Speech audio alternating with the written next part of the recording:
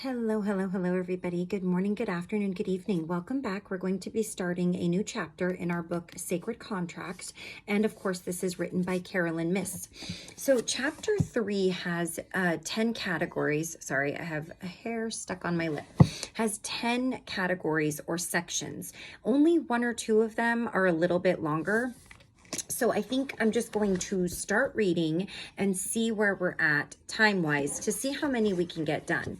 But this chapter is titled The Stages of a Sacred Contract. So we're going to talk about the stages, and then we're going to go over a few of the ascended masters like Muhammad and Jesus. And we're going to see what the author has to say about that in regards to the stages of a sacred contract, because we did talk a little bit about the mythical gods and deities and goddesses and the masters and some symbolism and representations of where they realized they had their sacred contracts and how they struggled with meeting those sacred contracts, just as we would be expected to struggle. All right, so let's go ahead and get started. All growth occurs in stages, and spiritual development is no exception. Yet sometimes we are not even aware that we have passed from one stage to the next until sometime afterward. One of the leading mystics in the West today, Ram Dass, was born into a wealthy family and was already pursuing a successful career as a Harvard professor and research psychologist when his life suddenly changed. While at Harvard in the early 1960s, Richard Albert, as Ram Dass was known then, became interested in human consciousness and together with Timothy Leary conducted intensive research with LSD, a psilocybin, I'm not sure if I'm saying that right, psilocybin, and other psychedelic drugs in a circle that included Aldous Huxley and Allen Ginsberg. And if you're not familiar with Aldous Huxley, he wrote Brave New World. The psychedelic experiences completely upended Albert's rationalistic world and introduced him to realms of consciousness outside anything he had learned about in his studies and research in psychology. After Alpert and Leary were dismissed from Harvard because of the controversial nature of their work, Alpert continued his research with a private foundation for 4 more years. Although the mind-expanding drugs had transformed him, he was also concerned about the transient nature of his highs. No matter how marvelous they were, he always came down. Like Leary and Ginsberg, Alpert, in 1967, decided to travel to India in search of new experiences. A fellow American seeker whom he'd met there introduced Alpert to a spiritual master named Neem Karoli Baba. The holy man instructed him in yoga and meditation and gave him the spiritual name Baba Ram Dass, or Servant of God. Albert had finally found a high that he didn't have to come down from. Returning to the United States as Baba Ram Dass, he lectured widely, wrote several influential books about the spiritual path, including Be Here Now, and developed the Prison Ashram Project, designed to help inmates grow spiritually, and later the Living Dying Project, which helped the terminally ill to experience mindfulness, insight, and peace as they died. There are 3 stages to the journey I have been on, Ram Dass wrote after returning from India. The first, the social science stage, the second, the psychedelic stage, and the third, the yogi stage. They each contributed to the next, he said, like the unfolding of a lotus flower. Yet looking back, he realized that many of the experiences that made little sense to me at the time they occurred were prerequisites for what was to come later. But the stages of Ram Dass's journey were not finished. Now in his 60s, after he finished writing a new book about conscious aging, his publisher returned the manuscript, feeling it lacked conviction. While he was trying to figure out how to improve it, Ram Dass had a stroke that left him paralyzed yet fully conscious. For the first time in his life, this eloquent teacher and mystic, who had sometimes been accused of arrogance, found himself totally dependent for his survival on the help of his close friends and medical personnel. After years of struggling to heal, Ram Dass did continue teaching, and having experienced some of the challenges of aging, he was able to bring profound insight to his book on aging entitled Still Here, which was published to great appreciation. The stages of Ram Dass's spiritual unfoldment could hardly have been clear to him at the time they were happening. Before he suffered his stroke, he probably had little sense that further growth and life challenges were necessary for him. Each stage made perfect sense, the lotus flower unfolding, but only in retrospect. Isn't that the way? Many other mystics, including Teresa of Avila and John of the Cross, also went through multiple stages of awakening or enlightenment. St. Teresa likened their progression to walking through the rooms of a mansion, and St. John to ascending a mountain. Based on the experiences of these and other mystics from different spiritual traditions, the scholar Evelyn Underhill, in her classic book Mysticism, distilled the enlightenment process into 5 stages. She called them the stages of awakening, purification, illumination, the dark night of the soul, and divine union. In the unfolding of the sacred contracts of the great spiritual masters, we can see a similar progression. These mystical stages represent an archetypal model of progression to soul clarity, that is, the capacity to recognize that the material contents and relationships of our physical world are here only as props or parts of our service to our contract. The stages by which the spiritual masters became aware of the nature of their contracts are the same as the 5 stages through which we must go.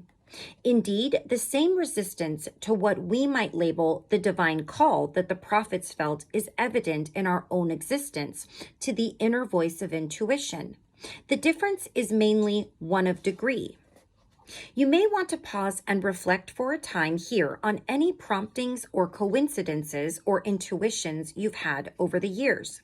Here's where our notebook is going to come handy. So I have my notebook right here. I actually did not have it as handy as I planned to, but I have my notebook here and my pen. So if you want to pause, we're going to kind of, well, let's see. So she's saying if you want to pause and reflect on any kind of coincidences or intuitions that you've had over the years, write them in your journal or notebook. Note whether they came to you in a dream, through a comment, warning, or compliment from a loved one or stranger, through the lyrics of a song or a feeling you got from music or nature, or through something you experienced or learned through work or a pastime. How did you react to these inklings at first? Did you welcome or ignore them or even suppress them? Did you act on them? What happened afterward? The way you receive intuition or callings or guidance will help you determine the kinds of archetypal forces that are at work in your life and will ultimately help you discern your sacred contract. Abraham's awakening to the nature of his sacred contract follows the 5 stages outlined below. As with anything we learn, the stages generally overlap and continue to unfold throughout our life as we grow or develop skill or insight. The stages are not a strictly linear progression, but rather a continuous process of growth and unfoldment that you may go through a number of times in your life as you encounter new challenges or circumstances. And that is certainly true because you can have an awakening, but that awakening never stops. It can feel like it stalls. You can feel like you're in some sort of a G-force of energy and then have a lull. And there's no set time for that. It could be weeks, months, years. Then you go through what they call the dark night of the soul, which you can have once or you can have many times. And it can last for hours, days, weeks, months, or years. And then it kind of just starts over again. So this process is never ending, the spiritual awakening process. And it doesn't necessarily, once you've had sort of all these things happen once, I don't think it really always happens in the same order once you've already experienced many of these things. If you get to a point where you're realizing one of your sacred or soul contracts. So number 1, we're going to at least read number 1 and number 2 as well, because they're not very long. So here are, I think, the 5 stages of a sacred contract. Now we're going to go into them. That was more just an opening here that we're going with. Okay. Number 1, contact. A moment of connection occurs between you and the divine. According to the biblical account in Genesis, 7 direct encounters occurred between Yahweh and Abraham. In the first encounter, we're told that Lord spoke to Abram, but in subsequent directives, the Lord appeared several times to him, and the word of the Lord came unto Abram in a vision. Jesus, while being baptized by John in the river Jordan, experienced enlightenment as heaven was opened, and he saw the Spirit of God descending like a dove and lighting on him. Matthew 3:16. For the prophet Muhammad, the connection came while he was meditating in a cave not far from Mecca, and the angel Jibril, the Arabic name for Gabriel, delivered his first revelation from Allah. The Buddha did not believe in a supreme being, although he did accept the presence of many lesser gods from the Hindu pantheon.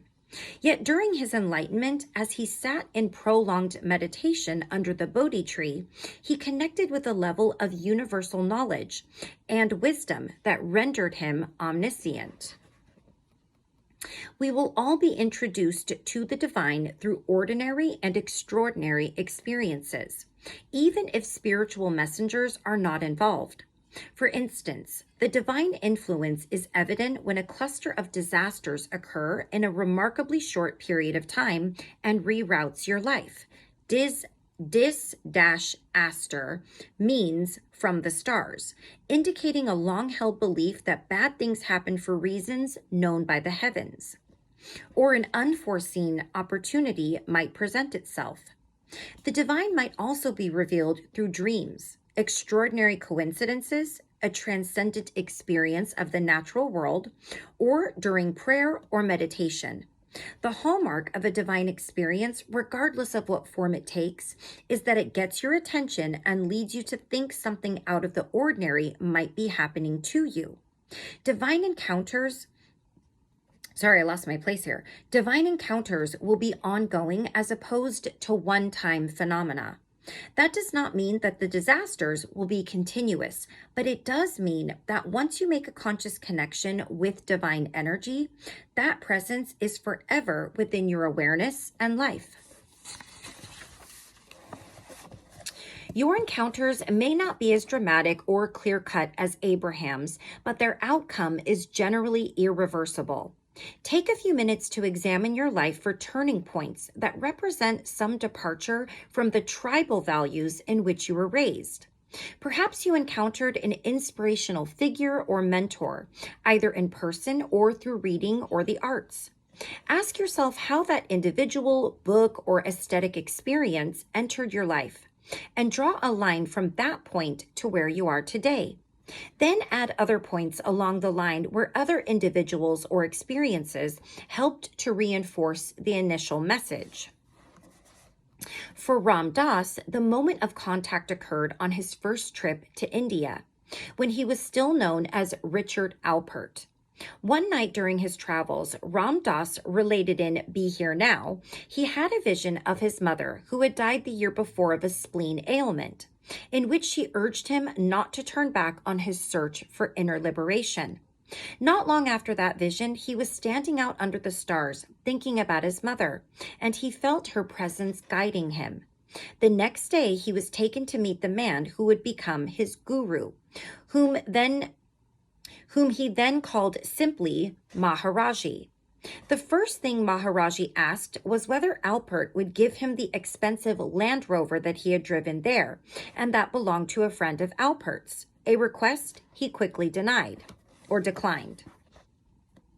Sometime later, Maharaji took Alpert aside and said to him, "You were out under the stars last night. You were thinking about your mother."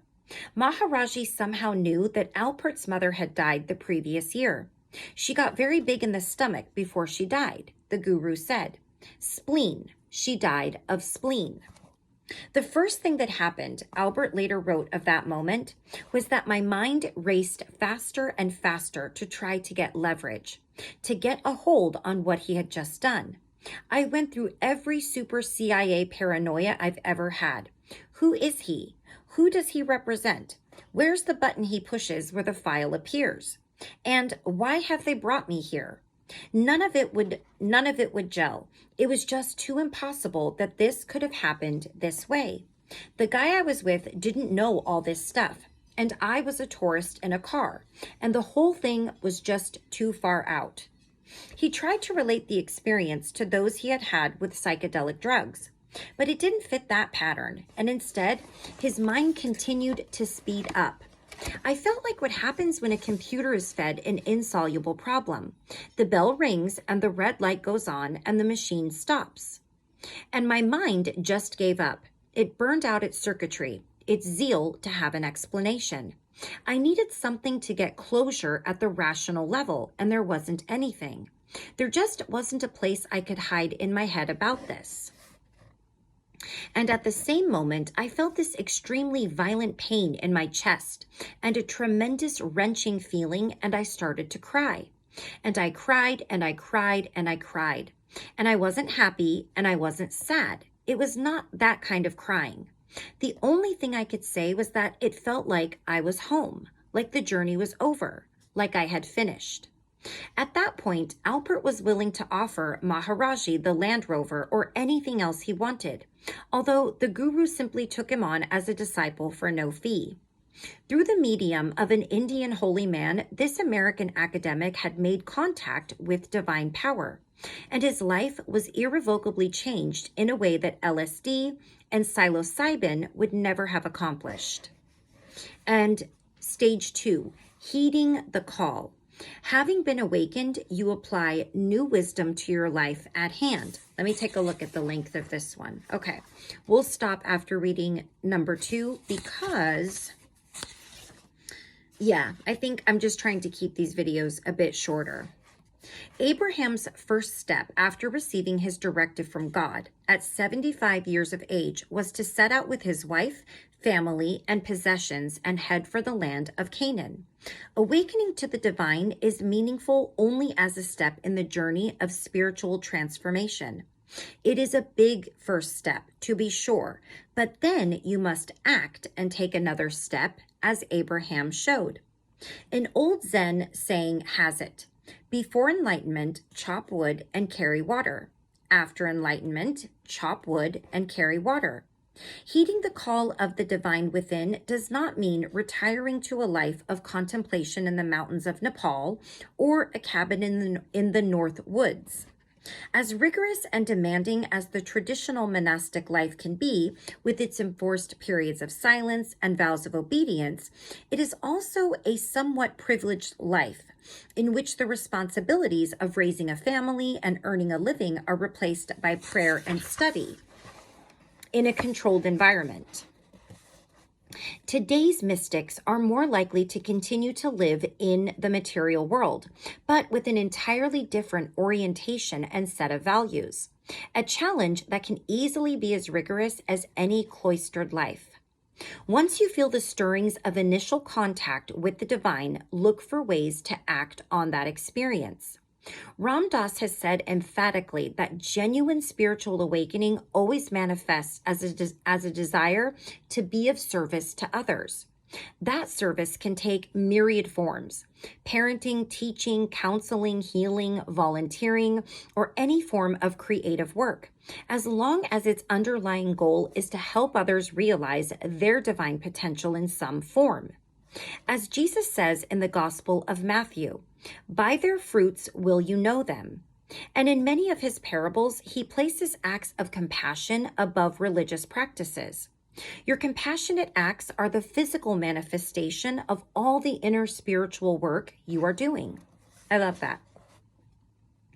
The Apostle James, in his letter to fellow Jewish Christians, asks, and this is James 2, verses 14 through 26, How does it help, my brothers, when someone who has never done a single good act claims to have faith? Will that faith bring salvation? If one of the brothers or one of the sisters is in need of clothes and has not enough food to live on, and one of you who says to them, I wish you well, keep yourself warm and eat plenty, without giving them these bare necessities of life, then what good is that? In the same way, faith, if good deeds do not go with it, is quite dead. It is by my deeds that I will show you my faith.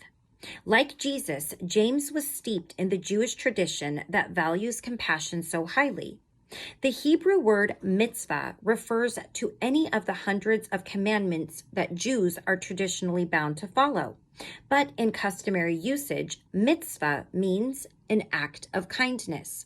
I think when you're preparing for a bat mitzvah or a bar mitzvah, you do have to complete a certain number of volunteer hours, if I'm not mistaken. So that actually makes sense. I'm not sure why I know that. I'm not Jewish and I don't know anybody that practices the Jewish faith, but I learned that somewhere. I think it was in a book I was reading, just for fun, not like a book like this. Okay, so we're going to stop right there and we'll finish up 3, 4, and 5 in our next video. And then we're going to read about Jesus's contract. And I think that's just long enough to read separately and a nice subject to kind of just leave on its own. And then we're going to read about Muhammad's contract, who is another ascended master. And then we're going to read about the Buddha's contract. I'm actually very interested in learning more about them. And then we've got 10 sections in this book. So we'll go from there and finish the remaining up, which I think there's only like 1 or 2. But we'll stop right here with the first 2 stages and our opening. So until next time, please take care of yourself. Please take care of those around you. And I'm filming this. It's going to be Friday tomorrow. So have a beautiful weekend. And I love you all very much. And I will see you for the next few sections of our book in chapter 3, Reading Sacred Contracts. Take care until then. Bye-bye.